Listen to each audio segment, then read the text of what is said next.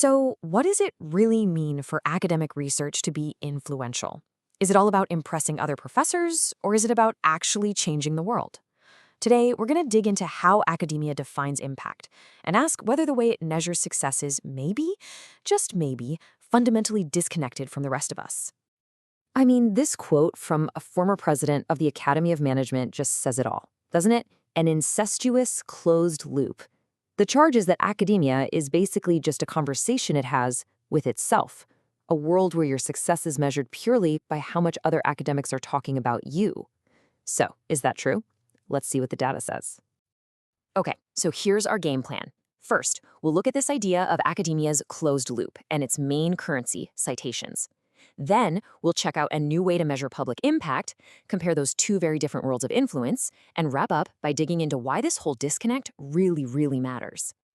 To get started, you've got to understand that in the academic world, impact is everything. It's like the ultimate currency. And it's not just for bragging rights, you know? It literally determines careers, it decides who gets funding, and it shapes which universities are seen as the top dogs. But how do they actually measure it? Well, for decades, the answer has been incredibly simple. Citations. That's it. Scholarly impact is all about how many times a scholar's work gets cited by other scholars in their papers. And you could already see that closed loop taking shape, right? It's a system where academics are the ones producing the work, and they're the only ones judging it, using a metric that just keeps circulating inside their own world. And believe me, this one little number has become the absolute bedrock of the entire academic reward system, and it has some very real, very powerful consequences. I mean, the power this single metric holds is kind of staggering. It's used to rank every scholar against their peers. It determines how prestigious a university's department is, which of course attracts the best students and big research grants. It directly impacts who gets tenure, who gets a promotion, and yep, how much they get paid. It even decides which journals get labeled top tier and who wins those big best article awards. The whole system is built on this one number. Which brings us to the absolute heart of the matter. If a piece of research is a massive hit inside the ivory tower, getting cited left and right, does that mean anything to the rest of us? Does it have any effect on managers or companies or society as a whole? Does being a star in the academic world mean you're making any impact at all in the real world? So how in the world do you measure that kind of external impact? Well, the researchers behind this study got creative. They turned to a tool that you and I use every single day, Google. It was a really clever way to try and break out of that closed loop. Okay, so here's what they did. First, they grabbed a list of 384 of the most cited scholars in the field of management. Then, they did a simple Google search for each scholar's full name and counted how many web pages mentioned them. But here, this is the brilliant part. They split the results. They counted mentions on academic websites, you know, the ones ending in .edu, and then they counted mentions on every other website, the non.edu domains. And that simple split gave them two totally different ways to measure influence. So what this does is it sets up this really clean comparison between two worlds. On one side, you have internal impact. That's measured by citations and mentions on university.edu sites, basically influence inside the academy. On the other side, you have external impact. That's measured by mentions on news sites, company blogs, government pages, you name it. That represents influence outside the academy. For the first time, you could put these two worlds head to head. So what happened when they put these two worlds side by side? Well, the results weren't just a little interesting, they were actually shocking. What they found was a massive disconnect. And here it is, the core finding, right here. A scholar's impact inside the academy has almost zero relationship to their impact outside of it. Let that sink in for a second. The people who are superstars among their peers are often complete unknowns to the wider world, and the other way around. The two worlds of influence are basically operating in different universes.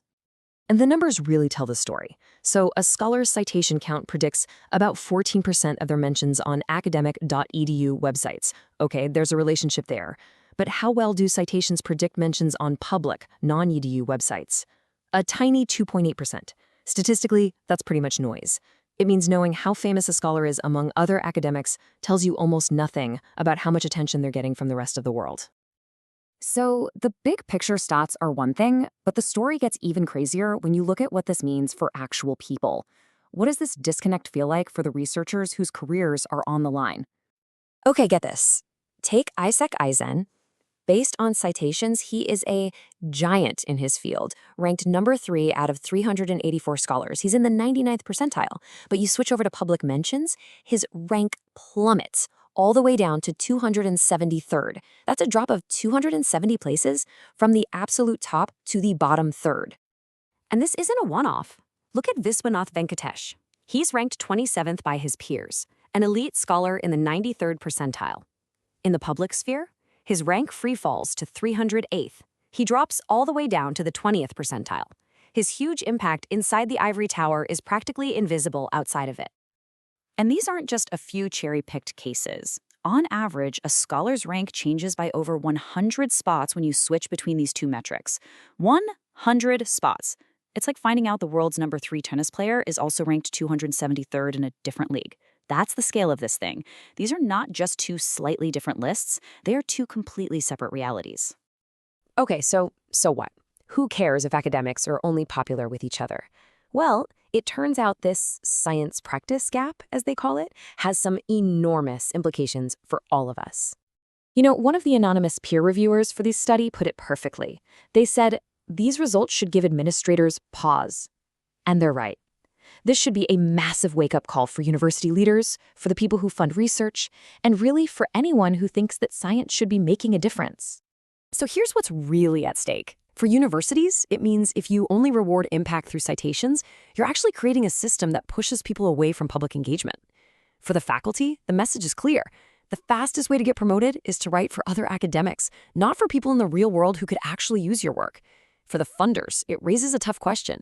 Is our money going to research that solves problems or just research that's good at getting cited? And finally, for all of society, this gap means that so much valuable, maybe even world-changing knowledge might just be stuck inside that ivory tower, never getting out to make the difference it could. Which leaves us with a final, really challenging question to think about. I mean, almost every university says its research is meant to improve the world, to benefit all of us. But if that's the real goal, and the entire system for rewarding success has almost nothing to do with it, then which of these two kinds of impact, the one inside the closed loop or the one out here in the real world, truly matters most?